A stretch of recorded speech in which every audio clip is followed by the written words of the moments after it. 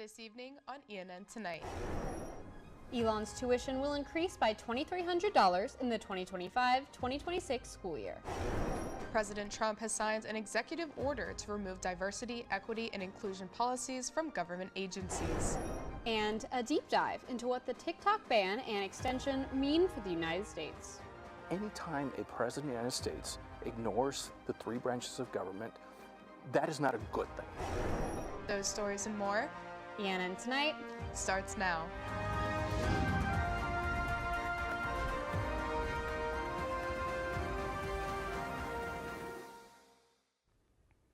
Good evening, and thank you for joining us for ENN Tonight. I'm Abby Gravely. And I'm Abigail Hines. Elon University has announced a 3.81% tuition increase for the upcoming 2025-2026 academic year. Our Alice Morrissey has more on the story. In an email sent to the Elon Community, University President Dr. Connie Book announced an additional $2,300 added to yearly tuition. The funds will be used to better staff and students' experiences, according to Janet Williams, Elon's Vice President of Finance. A 2% performance increase for our faculty and staff. There are benefit cost increases as well. We've also had several increases in areas that students have asked us to do. Students have asked us to have free laundry across campus. For some students, like freshman Caitlin Landry, the announcement comes with some stress. So my initial thought was I was kind of distraught and a little bit kind of like disappointed because tuition, in my opinion, is already very high. Compared to Elon's 15 peer universities with similar size, scope, and resources, Elon remains a cheaper option. However, for out-of-state students, Elon ranks as one of the most expensive universities in North Carolina. Regardless, Williams urges students not to worry. Our financial aid office is available and willing to talk to them to recalculate what their financial need is and what their financial award could be. So I encourage students to talk to the financial aid office and to go through that exercise with them. Alice Morrissey, ENN Tonight.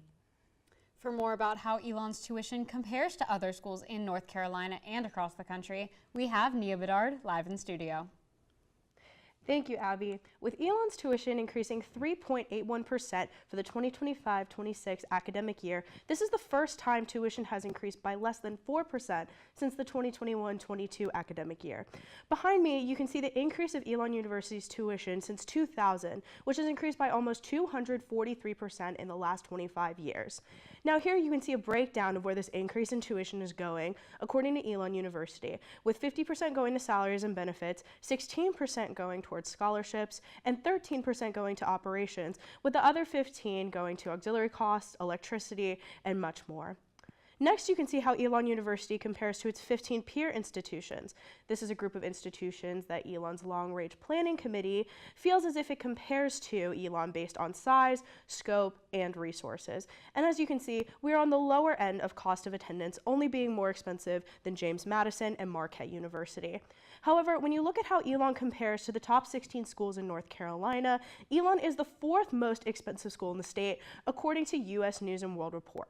That's all I have for you. Now, back to you at the desk.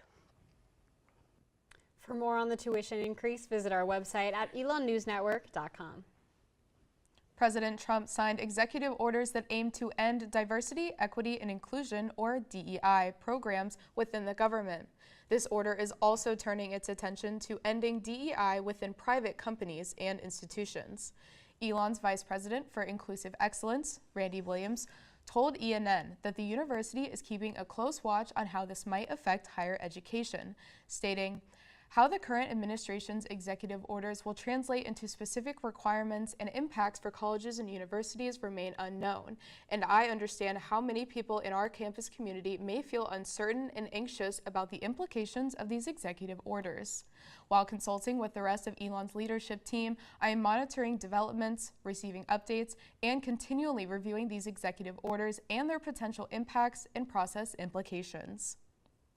The town of Elon's Diversity, Equity, and Belonging group came together, hoping to find a possible solution on how to handle these DEI changes. Elon freshman and member of the town of Elon's DEB committee, Timothy Oligino, said that after much debate, he wants to continue what Elon has been doing for years, Olaigino said that he hopes Elon University will see no changes for the worst when it comes to DEI. Elon itself is very diverse, so my hope, I'm not sure, but my hope is that they will continue to support their students because the importance of DEIB initiatives was there before President Biden, before President Obama, and I think it's still there, during President Trump's term. So I think in that sense, my hope is that we continue, like I said in the meeting, we continue to, doing what we've been doing to find that support for people. I think it's going to be interesting with the committee. I think the federal government has a stance on not having committees like this, but I think Elon Township is unique because we are made up of a very diverse group of people. The DEB committee said that they plan to keep their inclusive celebrations all the same and do more when it comes to getting their name out there. As time ticks on, President Trump's 75-day extension for TikTok, millions are wondering about the fate of the app and the precedent that the ban may set. TikTok has been unavailable to download from the Apple App Store and Google Play Store since the platform's original ban on January 19th.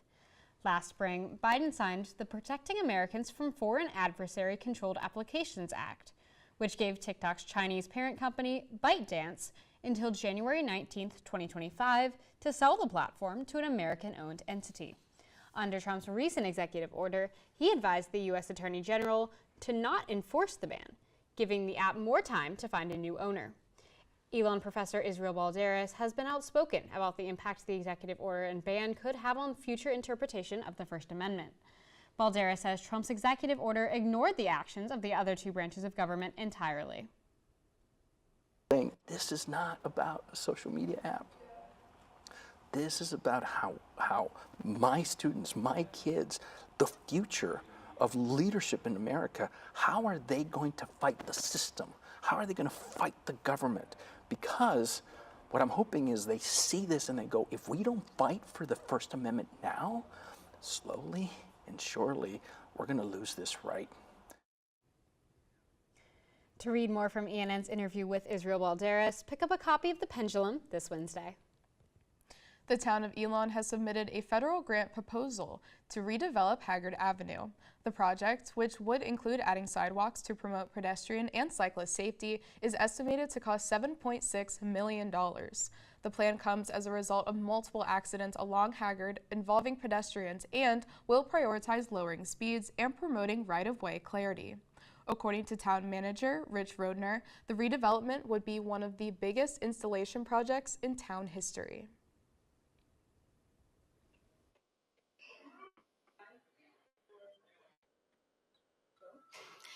I'm live in McKinnon Hall giving you updates on the Black History Month kickoff event and upcoming celebrations this month. And a look into our Phoenix 5-day forecast after the break.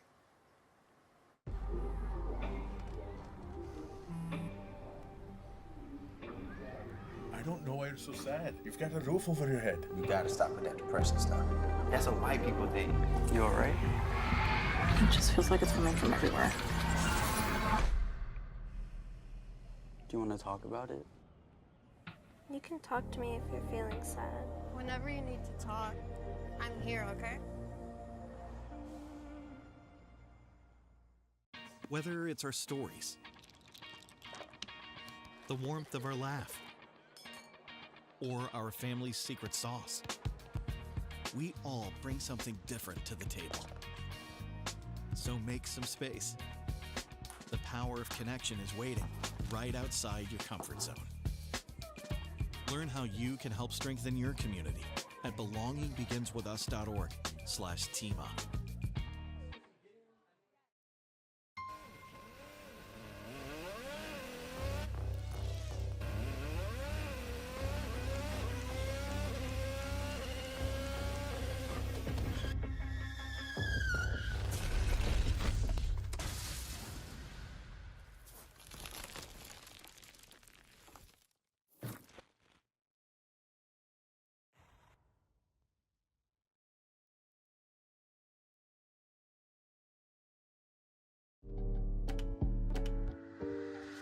there's only one thing that will save somebody's life, and that is naloxone nasal spray.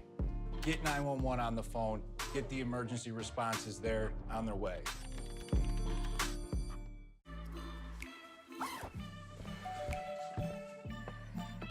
Yo, camping buddy.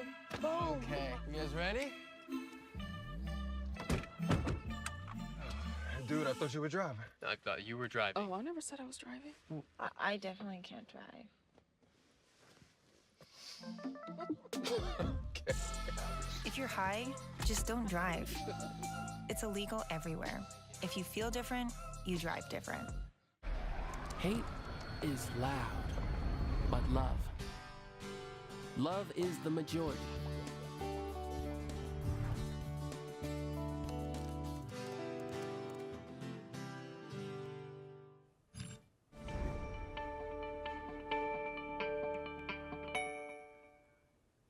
To kick off the week, let's check in with Mackenzie Cruz live from Citroen Plaza with a look at our Phoenix 5-day forecast. Thanks, Abby. Despite Punxsutawney Phil's prediction, this is going to be quite a warm week here at Elon. Now for your Phoenix 5-day forecast. Tonight will be a low of 45 with a bit of a breeze. Tomorrow will be mostly sunny with a high of 71. Wednesday will cool down with a high in the mid-40s and cloudy skies. Back up to 66 on Thursday with passing showers and some wind throughout the day. More sunshine on Fridays with a high of 67 and a low of 45. And finally, Saturday will have a high in the mid-60s and cloudy skies. North Carolina has overlapping pollen seasons with high pollen counts in our area. Trees will start releasing pollen in late February to early March and last until June. If you're afflicted by seasonal allergies, I suggest starting allergy medications now. In the next week or two. Taking medication before your symptoms start can actually help alleviate them in the long run. That's all I have for now. Back to you in the studio. Thanks, Mackenzie. After the cold weather we had this J-term, it's good to hear that some warmer weather's around the corner. This February kicks off Black History Month, and Elon is celebrating with several events, starting with a kickoff festival tonight in McKinnon Hall from 5:30 to 7, and ending with the Black Solidarity Conference on February 28th. Other events include a Tiny Shelf concert, Black Table Talk, Legacy in Motion, Health Healing, a basketball recognition game where Elon's women's basketball faces off against Delaware, a carnival celebration, and a movie screening of Shift, Everybody's Work. And live from the Black History Month kickoff is ENN's Alice Morrissey. Alice, what's going on over there? I'm here at McKinnon Hall, where we're here at the Black History Month kickoff event, and as you can see, the energy in this room is just electric. Behind me is a student fashion show honoring Black influence and legacy in pop culture, such as music, fashion, technology. We just heard from speakers about how community is important now more than ever. With tensions rising, the theme this year is "This is how we do it," honoring Blackness through innovation, influence, and legacy. There are food, music, booths, lots of good stuff, and as you can see, people here are having a really great time. This is not the only upcoming event this month, though. There will be a Tiny Shelf concert hosted by the Creed in the Belk Library featuring Elon's Jazz Studies Department. Later this month, there will be a bigger carnival celebration right back here in McKinnon Hall. There will be games, music, food, all kinds of activities. Later, to end up the month, there will be a Black Solidarity Conference hosted in Moseley. This aims to unite both Black students, staff, and community members looking to find connection through their shared intercultural experiences. Behind me, there's a Black fashion show happening, as I mentioned earlier, with students entering their own designs and influences. As you can see, people are really into it with the crowd cheering and the music blaring. The energy in this room is amazing. There's so much love and support. Back to you at the desk. The Alamance County Community Remembrance Coalition is an organization working to confront the past and build a more just future in Alamance County. ENN's Angelina Fantaroni has the coalition's mission moving forward. The Alamance County Community Remembrance Coalition strives to transform the community through education, events, and partnerships with groups like the Equal Justice Initiative in Alabama. They've been guiding coalitions into existence for 6 or 7 years now, I believe. And so they had some pretty strong guidance about how coalitions come together. There have been 3 known lynchings in Alamance County, something that the coalition brings awareness to. We collected soil, we had opportunity to put our hands in that soil and to have sort of ceremony around that. They work closely with the community at locations like the African American Cultural Arts and History Center and even Elon University. We take that pilgrimage to Alabama, and that also brings this to life for me as well as we travel in Montgomery, in Tuskegee, in Selma, in Birmingham, all those places. The members of the coalition say that they appreciate the inclusivity and acceptance within the group. This group it's a small group, but it's people who really care about what is happening in this country, what's happening in Alamance County. It's people who want to tell these stories for the betterment of all, and they're just good people. Angelina Fancheroni, ENN Tonight.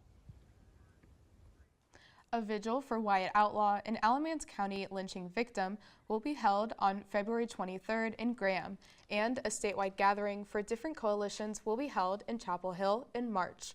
For more information about the coalition, you can visit elonnewsnetwork.com.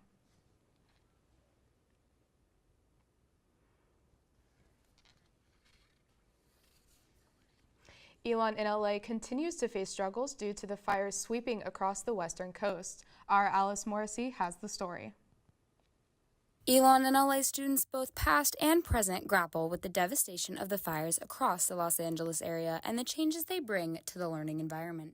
Was heartbreaking seeing so many of these places around LA that we'd go visit and grow to love just go up in flames. Students staying on campus in Elon and LA made the hard choice to evacuate as fires spread throughout the area. One class affected was Professor Alyssa Martinez's J-term Gateway to Business class. Our first full week there, these fires emerged in the Palisades and in the Eden fire near Pasadena, and we could see them from our rooftop of the Elon residence. Regardless of the fires, Martinez says her and her students still managed to make the most out of their trip. This really showed how if you have the right team in place, you can get through almost any crisis. Both students and staff remain positive when it comes to LA, encouraging the community to rebuild. While the fires are very, very sad, it gives the opportunity to build new things and have even more to experience in LA. Alice Morrissey, ENN Tonight. To stay updated on Elon in LA and the fire's impacts, check out our website at elonnewsnetwork.com.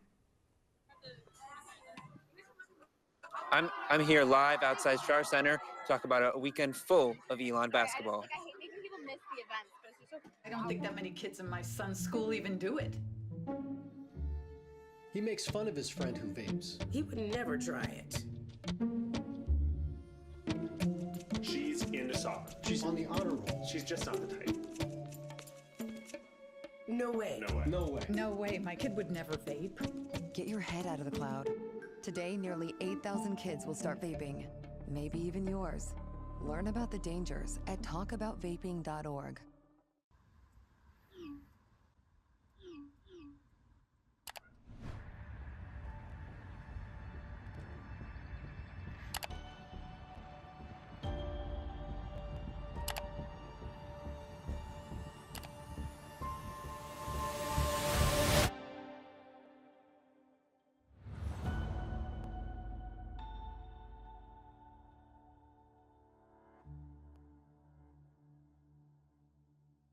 Even more than I wanted a gold medal, I wanted a heart of gold, like the mentors who were my balance beams refusing to let me down, and the coaches who spoke out to anything out of bounds, heroes who never stood on podiums, but stood up for me. Every shot I made, give the assist to those who since my youth were referees, ready to blow the whistle and end abuse. I rescued Toast from a shelter in 2011. I love Toast because she's a lazy diva. Toast does whatever she wants, obviously. She's sleeping right now. She's an epic snuggler. She's so comforting. She's so loving. Toast makes me laugh. When I walked into the shelter, I knew right then that she was special.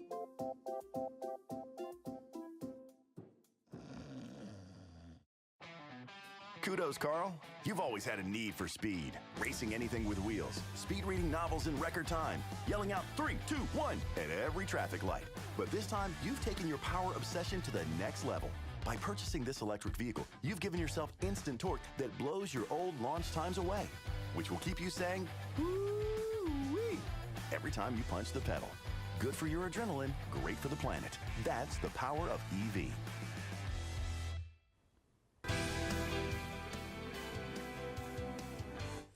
Our Miles Hayford is at Shar Center to talk about a weekend full of Elon basketball and how the men's and women's team performs in a 4-day home stretch. I went to the men's basketball game on Saturday night where they pulled out a win, which was actually our head coach's 250th win in his career. However, the other 3 games here in this home stretch were not wins for the Phoenix. However, there were 3 other home games.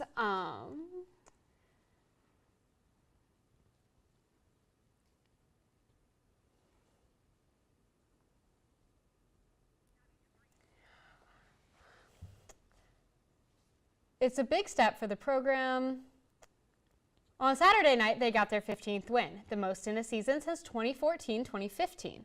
It's a big step for the program as it looks to close out its 3rd season under head coach Billy Taylor, with the win marking this season as one of the most successful in Elon's history. Taylor said that they are happy about this accomplishment, but not satisfied.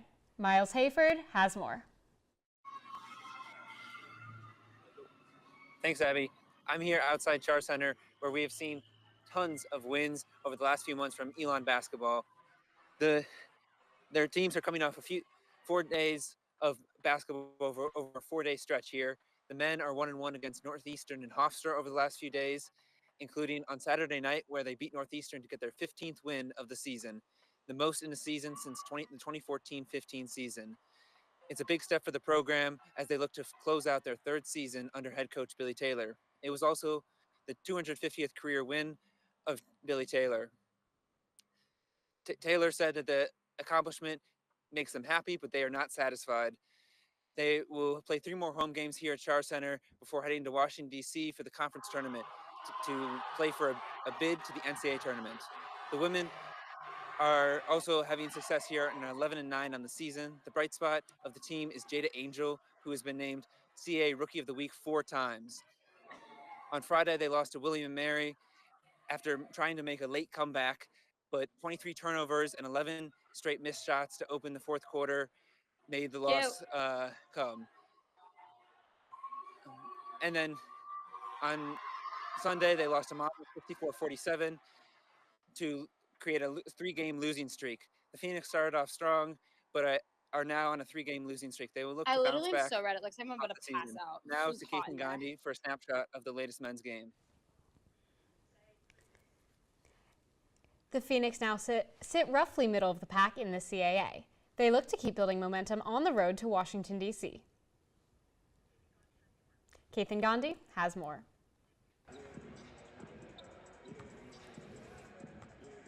Entering a self-proclaimed do-or-die game against the Northeastern Huskies, the Phoenix had one word in mind: aggression. Elon played with tenacity, and despite struggling to score in the first half, they roughly doubled the Huskies in rebounds. We've seen over and over, it's key for our team, it's key for our success. It's no secret, when we rebound the ball at a high level, we win games. Success on the glass led way to an offensive explosion. Big man Matthew Van Komen dominated, finishing with 14 points, 14 rebounds, and 4 blocks. We're 2 in the hole, so we had to come out strong or else it's going to be a long rest of the season. So we had to put our foot on the gas and just grind through it. Van Komen's stellar game, alongside strong showings from Nick Dorn and TK Simpkins, earned the Phoenix a 71-60 victory. With the win, Billy Taylor hit a career mark of 250 wins. I'm grateful for the journey that I've been on with these young men and how I've been able to impact lives and win some games along the way. And certainly we got a lot more to achieve this year. The Phoenix now sit roughly middle of the pack in the CAA. They look to keep building momentum on the road to Washington, D.C. Kathan Gandhi, ENN Tonight. Elon's next game will be at Campbell University on Thursday, February 6th. Stay tuned for what 6 more weeks of winter means for North Carolina. Hear that? That's the sound of your life. Perfectly imperfect. But every time you drive after drinking, the music gets drowned out. Your life sounds pretty great. Don't let a buzz ruin it. Buzzed driving is drunk driving. Don't drive buzzed. In 4 days. There was an old woman who lived in a shoe. She had so many children. She didn't know what to do.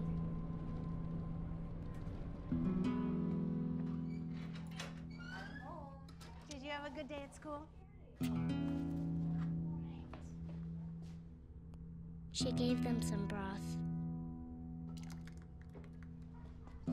without any bread. There you go.